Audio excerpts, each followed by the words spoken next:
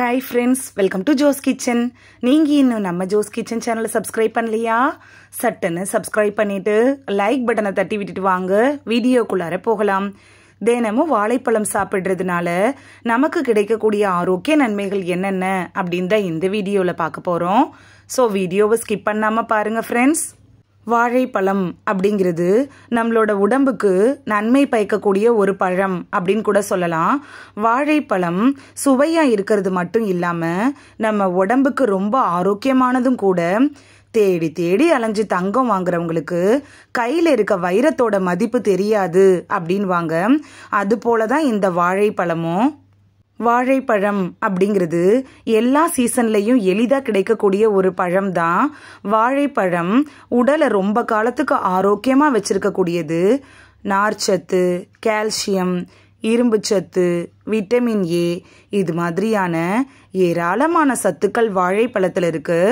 வாழைப்பழம் சாப்பிட்றது நீரிழிவு நோயை கட்டுக்குள் வச்சிருக்கிறதோட செரிமான அமைப்பையும் வலுவாக வச்சிருக்கும். இந்த வாழைப்பழத்தை சிப்ஸு இது மாதிரி கூட செஞ்சு சாப்பிட்றாங்க. வாழைப்பழம் சாப்பிட்டா ரொம்ப நேரத்துக்கு பசி எடுக்காது. நம்ம உடம்புக்கு உடனடி ஆற்றலை தரக்கூடியதும் இந்த பழம்தான். சரி வாங்க, வாழைப்பழம் சாப்பிட்றதுனால அது என்னென்ன நோய்களுக்கெல்லாம் மருந்தாக பயன்படுது அப்படின்னு பார்த்துட்டு வந்துடலாம். உடல் எடையை கட்டுப்படுத்துறதுல வாழைப்பழம் எப்படி பயன்படுது அப்படின்னு பார்க்கலாம். வாழைப்பழத்தில் ஏராளமான நார்ச்சத்து, மாவுச்சத்துலாம் இருக்கு. இது உங்களை ரொம்ப நேரம் பசியாக உணராம தடுக்குது. அது மட்டும் இல்லாமல் வாழைப்பழம் எடையை குறைக்கிறதுக்கு ரொம்ப யூஸ்ஃபுல்லாக இருக்கும். காலை உணவு, மாலை நேர சிற்றுண்டியாக, அதாவது ஸ்நாக்ஸாக கூட வாழைப்பழத்தை எளிதாக நீங்கள் சாப்பிடலாம். இப்படி நீங்கள் சாப்பிட்றதன் மூலமாக ரொம்ப நேரம் பசி எடுக்காமல் இருக்கிறதோட சீக்கிரத்திலே உடல் எடையும் குறையும். இதை நீங்களே உணர முடியும். நீரிழிவு நோயாளிகளுக்கு வாழைப்பழம் எப்படி பயன்படுது அப்படின்னு பார்க்கலாம். நீரிழிவு நோய் வந்துருச்சுனாலே என்னென்ன சாப்பிடலாம், என்னென்ன சாப்பிடக்கூடாது அப்படிங்கிற டவுட்டு நம்மள்கிட்ட வர ஆரம்பிச்சிடும். அதுலேயும் குறிப்பாக பழங்களை பொறுத்த வரைக்கும் என்னென்ன பழங்களை சாப்பிடலாம், என்னென்ன பழங்களை சாப்பிடக்கூடாது அப்படிங்கிற எண்ணம் வர ஆரம்பிக்கும். நீங்கள் தினமும் ஒரு வாழைப்பழத்தை சாப்பிட்றது நீரிழிவு நோயை கட்டுக்குள் வைக்கிறதுக்கு ரொம்ப யூஸ்ஃபுல்லாக இருக்கும். ஏன்னா இதில் அதிக அளவு நார்ச்சத்து இருக்கு. நார்ச்சத்து சாப்பிட்றது இரத்த சர்க்கரையை குறைக்கிறதுக்கு ரொம்ப யூஸ்ஃபுல்லாக இருக்கும். நீரிழிவு நோயாளிகள் நிறைய பழங்களை சாப்பிட முடியாது.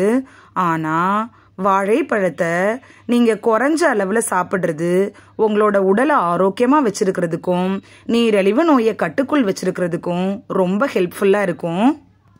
செரிமான அமைப்பை ஆரோக்கியமாக வச்சிருக்கிறதுல வாழைப்பழம் எப்படி பயன்படுது அப்படின்னு பார்க்கலாம். ஜீரண மண்டலத்தை ஆரோக்கியமாக வச்சிருக்கிறதுக்கு வாழைப்பழம் ரொம்ப யூஸ்ஃபுல்லாக இருக்கும். இந்த வாழைப்பழத்தில் ஏராளமான நார்ச்சத்து இருக்கு. இது மலச்சிக்கலை தடுக்குது. வாயு பிரச்சனை, வயிற்று வலி, வயிற்று பிடிப்புகள் இது மாதிரியான பிரச்சனைகளையும் சரி செய்து. தினமும் ஒரு வாழைப்பழம் சாப்பிட்டுட்டு வந்தோம்னா வயிறு ஆரோக்கியமாக இருக்கும். வாழைப்பழம் இருக்குல்ல, இது உடலை ஆரோக்கியமாக வச்சிருக்கிறதோட மட்டும் இல்லாமல் நம்ம உடம்புல இருக்கக்கூடிய நீர்ச்சத்து குறைபாட்டை பூர்த்தி செய்து, அதுவும் குறிப்பாக வெயில் காலத்தில் இந்த நீர்ச்சத்து குறைபாடு அப்படிங்கிறது நம்ம எல்லாருக்குமே அதிகமாக இருக்கும். இந்த சீசனில் வாழைப்பழத்தை நீங்கள் சாப்பிட்றது ரொம்ப யூஸ்ஃபுல்லாக இருக்கும். வயிற்றுப்போக்கு பிரச்சனைக்கு வாழைப்பழம் ஒரு பேருதவியாக இருக்கும் அப்படின்னு கூட சொல்லலாம்.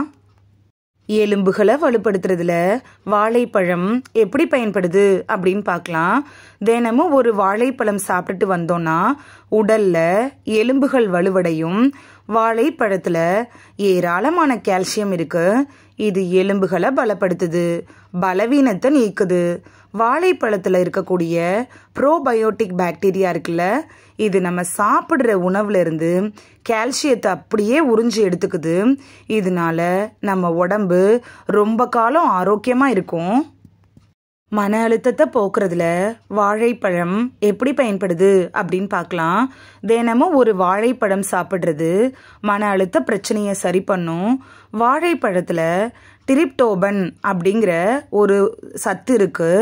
இது நம்மளோட உடம்புல செரட்டோனினை உற்பத்தி செய்து செரட்டோனின் அப்படிங்கிறது என்னன்னு பார்த்தீங்கன்னா அது ஒரு மகிழ்ச்சி ஹார்மோன் அப்படின்னு கூட சொல்லலாம்.